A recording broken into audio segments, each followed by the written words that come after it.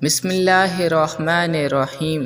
شروع اللہ پاک کے نام سے جو بڑا مہربان نہایت رحم کرنے والا ہے۔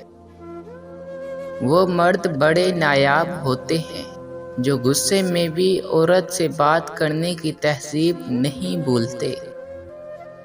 کسی کو اداس پاؤ تو نصیحت کی بجائے اس کو سن لو احساس سے، محبت سے، بغیر کسی غرض سے۔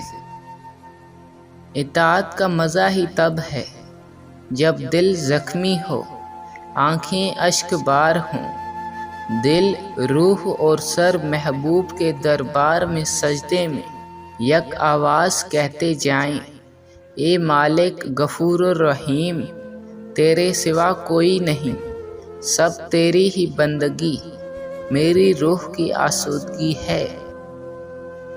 ایک بزرگ سے کسی نے پوچھا کہ عبادت کرنے کے لیے بہترین دن کون سا ہے؟ بزرگ نے کہا، موت سے ایک دن پہلے۔ اس نے حیرت سے کہا کہ موت کا وقت تو معلوم نہیں۔ فرمایا تو پھر زندگی کے ہر دن کو آخری سمجھو۔ پیار وہ نہیں جو کوئی کر رہا ہے، پیار وہ ہے جو کوئی نبھا رہا ہے۔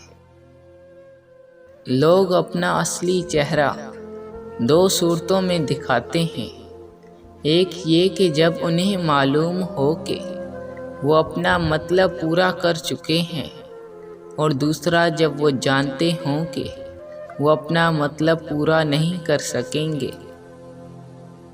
خدا کے دوستوں کی اندھیری رات بھی روز روشنی کی طرح چمکتی ہے۔